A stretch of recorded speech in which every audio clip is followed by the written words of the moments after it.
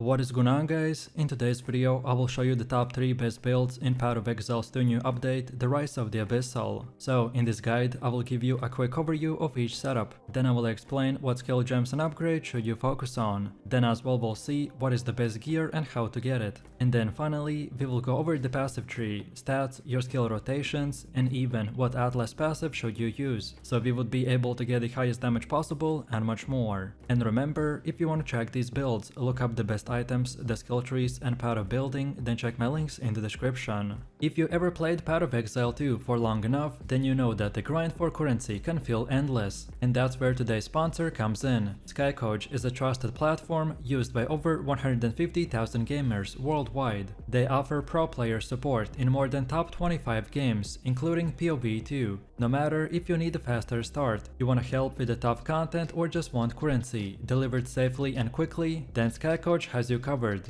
What I really like is how smooth the whole process is, from click to the gameplay in minutes, clear and fast chats with their team, plus if an order is not fulfilled you get an instant refund. I've tried it myself and honestly it just makes the game more fun. So if you wanna skip the grind and enjoy POV2 your way, then click my link in the description to check out Skycoach and use my code KATE for extra 10% off.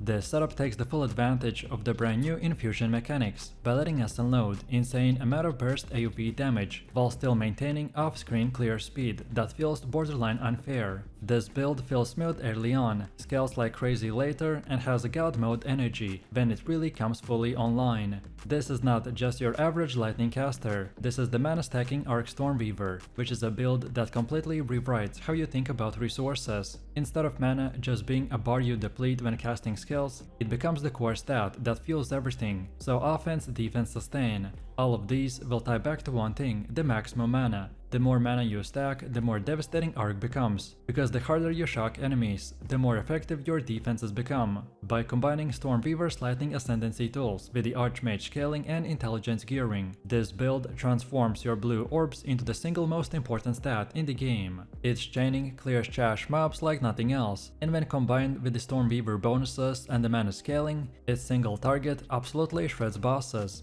Every chain, every crit, every shock is powered by investment that we poured into our mana pool, making the skill feel both satisfying and incredibly reliable. And backing up the arc, we have new infusions. These will let us stack up burst windows where our damage goes into overdrive, and thanks to our mana synergy, we can easily afford it. So let's take a look at our skill gems. At the heart of this build is the arc. It's our bread and butter, our primary source of clear, and the spell that scales directly with our mana stacking approach. The gem supports here are focused on turning arc into a powerhouse. So Archmage is mandatory, converting your massive mana pool into the raw damage. Then you want supports like the spell Echo for the rapid double casting, increased critical damage, and the chance for scaling shock multipliers. When you're hitting with the arc under a full set of infusions, it feels like chaining lightning storms across the entire screen. Next is the Orb of Storms, and this is more just a utility button. Orb of Storms will apply consistent shocks and the exposures by setting up enemies that take increased damage, but the real synergy here comes from combining it with infusions. So casting Orb of Storms essentially will prime your rotation, letting you build those infusion stacks that supercharge your arc spam.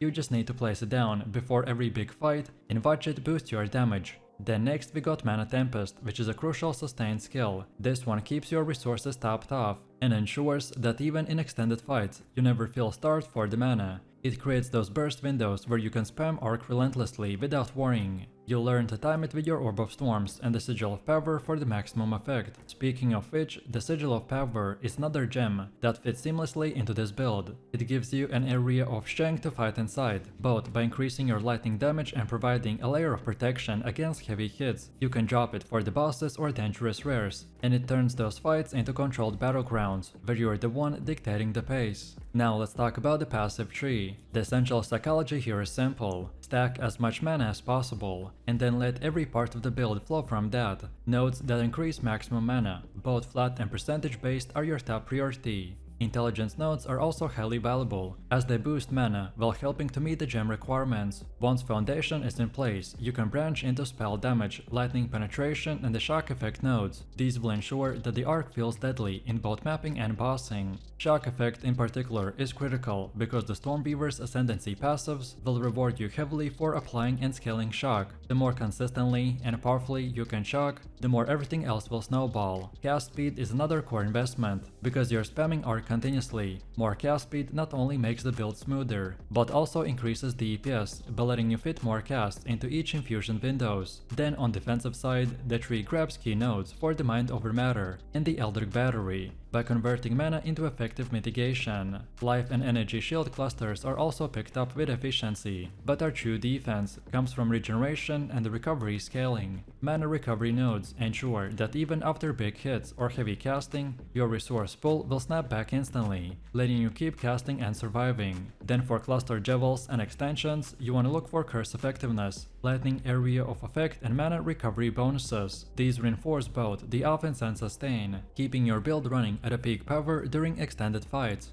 Now let's move into the gear. The number one rule is to stack mana everywhere where you can. Every piece of gear is an opportunity to push your pool higher, and every roll of flat or percentage increased mana will directly scale your damage and survivability. For your helmet, the best in slot is the Aviana Tiara, ideally rolled with high flat mana, intelligence, and resistances. Then for your offhand, the Sacred Focus is incredible, by amplifying the spell damage while also giving you room to scale mana-based defenses. Then for gloves, go with the Maligori's Virtuosity. The crit scaling here is huge, and it ties perfectly into the build shock mechanics. Then for boots, we should get the Bangle Sandals, again to prioritize mana, movement speed, and resistances. Then your body armor is the Altar Robe, which is chosen for its mana scaling potential and defensive flexibility. The belt is also absolutely non-negotiable, which is the Darkness Enthroned. Into this, you also want to socket the Tain Granel's Rune of Mastery, or increased shock magnitude. This interaction is one of the biggest power spikes in the build, and you will feel the difference immediately. Make sure that your version of the belt also allows glove sockets so you can maximize customization. Then for rings, we want one with a topaz ring and one with a ruby ring, each one rolled with a flat mana, resistances, and ideally intelligence. These will cover your defenses while scaling damage. And then finally for the amulet, we have the Lunar Amulet. Here you want +1 to all lightning or spell gems, alongside flat mana, intelligence, and the maximum life.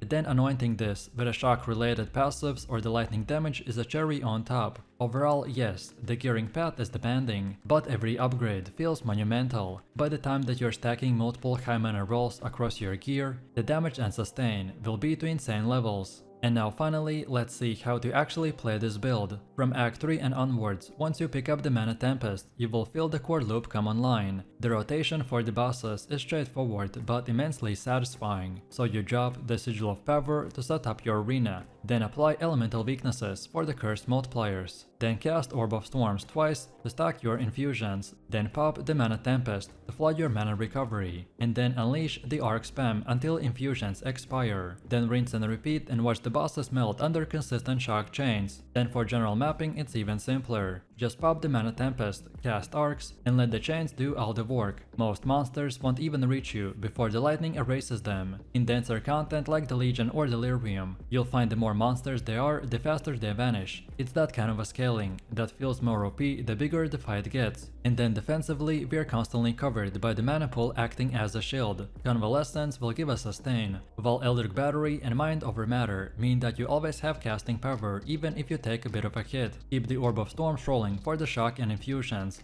and your survivability will feel much better than a traditional sorceress build.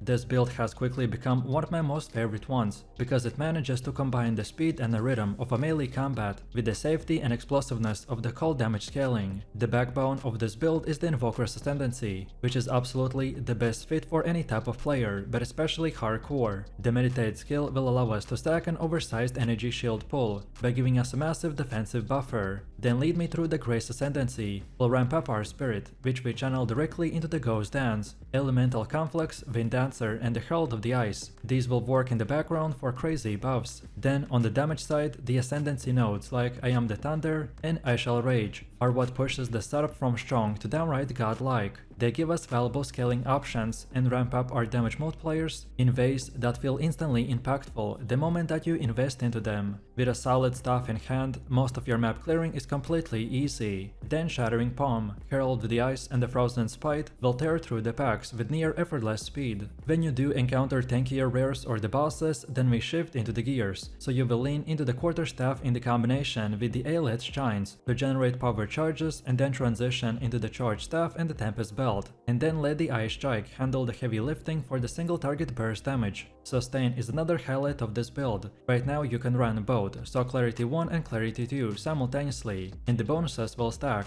This provides enormous increase to mana regeneration. If you combine this with at least one mana leech affix on your rings and some additional flat mana rolls, then you will never find yourself starved for resources in the middle of combat, so you can basically do crazy amount of damage 24/7. So let's take a look at the skill gems. The Ice Strike itself is the centerpiece. Every swing will convert your melee attack into icy projectiles that fan outward, chilling and freezing enemies on the contact. This gives you the best of both worlds, so deadly single target pressure for bosses and wide screen control for clearing maps. To keep the tempo consistent, the Quarterstaff Strike will play a vital role. It fuels your charge generation and allows you to maintain a smooth rhythm of attacks. When paired with the Aelith Chimes, the Quarterstaff Strikes ensures that you're always primed to unleash the Charge Staff, or combine it with the Tempest Belt if the moment calls for it. The Shattering Palm then joins the setup as an additional cold damage source. It keeps the pressure on the enemies between Ice Strike volleys, and synergizes beautifully with the freeze mechanics by stacking damage while locking down the targets. Then Herald of Ice is where this build really shines in the term of clearing speed. Every time you shatter a frozen enemy, the Herald of Ice will trigger a cascade of icy explosions that spread across the entire packs. This means that Ice Strike does not just kill the first enemy it touches, it actually sets off a chain of reactions that wipe the screen in seconds. Then Meditate keeps your mana stable and smooths out the cooldowns, so you never feel locked out of your rotation. Then Elemental Conflux will spike your elemental damage across the board by amplifying your cold output to levels that can shred even endgame bosses. And then Ghost Dance provides a layer of survivability that doubles as mobility by giving you the freedom to reposition quickly, dodge telegraph attacks, and keep yourself alive when fights get messy. I also want to point out that the Aelith Chime is not negotiable here. Without it, the build loses its seamless charge generation, and the combat rhythm will feel clunky. And on top of it, just as critical, you must also run both, so Clarity 1 and Clarity 2 together. These bonuses will stack by allowing you to stay in the thick of a combat 24/7. Then next up we have the passive tree, and for the Ice Strike Invoker it's deliberately structured to maximize cold scaling while stacking enough defensive mechanics to make even hardcore progression viable. The first and most obvious focus is on the cold specialization. You want to prioritize nodes that increase cold damage, penetration and the freeze chance. This gives your Ice Strike the power to both shred through the enemies and control them at the same time. Freezing enemies is one of the strongest defensive mechanics available, and this build really weaponizes it fully. Then our second focus is on the aerial scaling. Ice Strike projectiles and the Herald of Ice explosions both will benefit massively from increased AoV, so by investing into these nodes, you don't just deal more damage, you actually cover more ground with every attack, which makes your clear faster and more consistent. This is a crucial part of what makes this build feel so smooth to play. Then mana efficiency is another important choice, because we spam the Ice Strike constantly, so we want to go through the nodes that give us mana recovery and sustain nodes, and this is boosted by the charge generation and crit scaling, which both synergizes beautifully with Invoker's ascendancy. Overall, with these investments, the build bursts feel reliable, not streaky, and your resource engine never falters. And then defensively, the passive tree leans heavily into the Ghost Dance synergy, so you build layers of evasion, dodge and energy shield recovery that allow us to avoid, mitigate and recover from incoming damage. Frozen enemies combined with the evasion-based passives will create a defensive loop, where you're both harder to hit and actively reducing the number of enemies. Altogether, this passive tree will achieve the perfect balance, so offensively it implies cold scaling, critical multipliers on AoV, and then defensively we combine evasion, freeze and the shield sustain. The result is a build that feels deadly without ever being squishy, and is perfectly suited for any type of player, but especially hardcore. Next, let's take a look at the gear, and here you just need to follow a very simple rule: stack survivability while also stacking staff-based damage. The first priority is capping your resistances at 75% across the board. Without that, you simply won't survive in the red maps. Once resistances are handled, then you want to focus on the energy shield, life, dexterity, physical damage scaling, evasion, and even attack speed. These are the stats that make your build OP, so your main hand weapon should be the Razor Quarterstaff. This is where the bulk of your damage comes from, so invest heavily in increased physical damage rolls, flat cold damage and critical multipliers. From there, your helmet Ancestral Tiara is the best option, thanks to its energy shield and evasion combination. Then the Falconer's Jacket is the armor of our choice, by offering a balanced package from survivability to the offense. Then the Sakema's Sandals will provide the movement speed and resistances that you want on the boots, while the Breach and the Topaz Ring will handle the mana leech, flat mana scaling and defensive bonuses. Then the Lunar Amulet will offer cold scaling and the crit synergy, making it a natural fit for this setup. Then the Grim Gloves will stack attack speed and resistances, while Ingenuity Belt will ensure sustain and defensive stacks. Overall, every piece of this gear plays a role, and while the staff does the heavy lifting, it's the synergy across the rest of the kit that makes the build feel truly unshakable. And finally, don't forget about the anointment, and we wanna go with the Bestial Skin. It's cost effective, efficient, and works beautifully with the scaling priorities of our build. And now finally, let's see how to actually play this build. Your main loop is simple but endlessly satisfying, so Ice Strike is your core ability. You will be spamming it 24/7, pairing packs, freezing enemies, and laying down steady pressure against bosses. Every strike sends icy projectiles across the battlefield by stacking damage and control at the same time. Then to keep your engine running, you want to weave in the Quarterstaff Strike. This generates charges that fuel charge staff, ensuring that you always have the burst potential when you want it. Once momentum is rolling, then you drop Shattering Palm into the mix. This is your bursty AoV option, especially potent in boss fights or against highly packed mobs. Then Herald of Ice will run passively, as it transforms your combat into an avalanche of explosions. At this time, you want to focus on chaining freezes into the shatters, and you will watch entire screens vanish in icy detonation. Then, when your mana starts dipping, then Meditate keeps you topped off, with the Elemental Conflicts will spike your damage output during the key phases. And then finally, the Ghost Dance is the last tool in your kit, by letting you reposition, getting the dodge mechanics and staying alive during the most dangerous fights.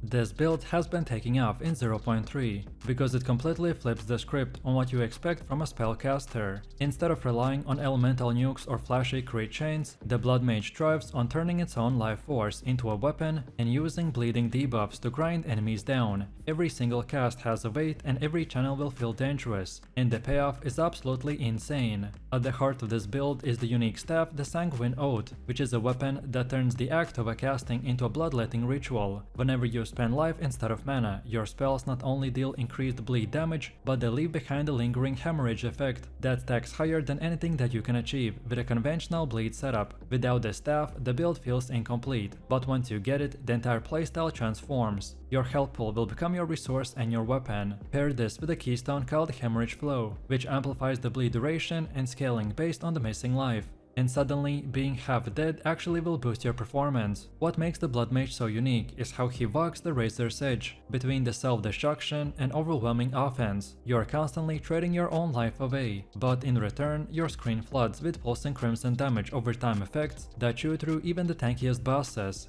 And this isn't a glass cannon build either, it's a bleeding engine that thrives in chaos. So let's take a look at the core of our build, which is the skill gems. At the center is the Blood Surge, which is our main bleeding skill. The Blood Surge is a channeling spell that consumes your life in a steady pulse, while stacking devastating bleed effects on every enemy caught in its wave. It's your bread and butter, and you want to roll it on packs, on bosses, and anything that dares to step near you. The Blood Surge will scale with both the spell power and the physical bleed multipliers, which makes it a dream build around. Next we got the Crimson Chains, which is a tether spell that lashes enemies together with the veins of the blood. Anytime you inflict bleed on the enemy, the chains will replace it across the entire group. This is where mapping gets wild. You lock down a pack, bleed one target, and instantly the whole group is hemorrhaging, as if they got caught in the same cut. The Crimson Chains also will give us insane clear speed, because the more monsters you group up, the more bleed it spreads. And then for sustain and survivability, we're leaning heavily onto the Blood Offering. This ritualistic spell sacrifices a chunk of your life, but in return it grants you a massive damage boost, the bleed duration and the spell damage for a short window. And the best thing is that if Blood Offering kills any bleeding enemies, then you instantly recover a portion of the life you spent. It basically turns this mechanic into a self-fueling engine that keeps your cycle of casting alive. And then defensively, the core tools are the Bone Ward and the Camouflage Armor. Bone Ward is a barrier spell that absorbs a percentage of incoming physical hits by hardening your blood into the Skeletal Armor. And then Camouflage Armor is more thematic. It thickens your skin with a coolated blood by scaling directly with the amount of bleed damage you inflicted recently. The more enemies bleed, the harder you are to kill. And on top of that, utility gems like the Sanguine Dash will give us mobility, while synergizing perfectly with the bleed triggers. Every time you dash, you leave behind a trail of spattered blood that bleeds enemies who touch it. And then for bosses, you keep an Sanguinate Totem in your pocket. When you drop this totem, it echoes your bleed spells automatically by stacking additional hemorrhage effects while you focus on dodging mechanics. All of this comes together in a gem setup that feels more like a blood ritual than a normal rotation, so you're constantly juggling life, bleeding the room, and constantly being on the edge between insane power and dying.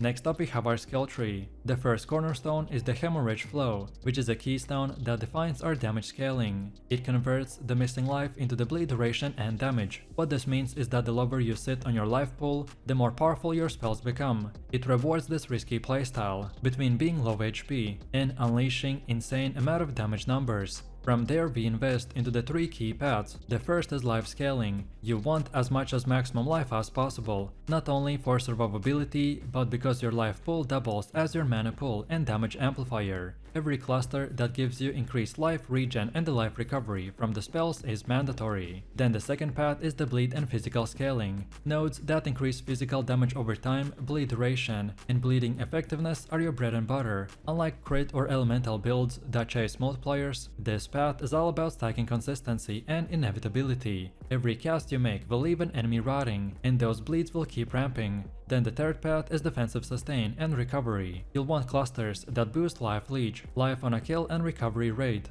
This ensures that the self-harm aspect of the casting will not spiral out of control. The Blood Mage thrives when it constantly trades life away and instantly regenerates it through the damage. By the time that your tree is complete, you will feel unkillable as long as you are casting, and enemies become your lifeline. Next up we have gear. Your absolute best in slot is the Sanguine Oath, which is a staff that enables the build. Nothing compares to it. It turns your self damage into scaling bleed multipliers and adds the signature hemorrhage effect. A corrupted version with a +1 to all spell gems is the dream scenario. Then for your helmet, the Veil of the Red Hunger is the go-to. It increases the bleed duration while also granting you life regen per bleeding enemy nearby. In dense maps, this essentially makes you immortal. Then chest armor should be a high armor base with resistances. If you can roll increased life as extra energy shield, then it's even better, as it adds another buffer for your self-damage cycle. Then for gloves you want percentage increased physical damage over time, and plus levels of sacred bleed gems. Then for boots you should prioritize movement speed, life, and the bleed immunity corruption if possible. Then your amulet base should be the Bloodstone Amulet, which inherently boosts the bleed scaling. Look for life, damage over time multipliers, and ideally a corruption that adds bleed deals damage faster. Then rings fill in resistances and life, but the dream mod is the bleeding you inflict deals damage faster. This single thing can drastically improve our boss DPS. Belts should be heavy leather with a flat life, bleed scaling, and the flask effectiveness. And don't forget about annoyance. On a budget, grab the Hemorrhage for consistent bleed scaling, but if you got more currency, then Sanguinary Pact will give you insane offense and sustain.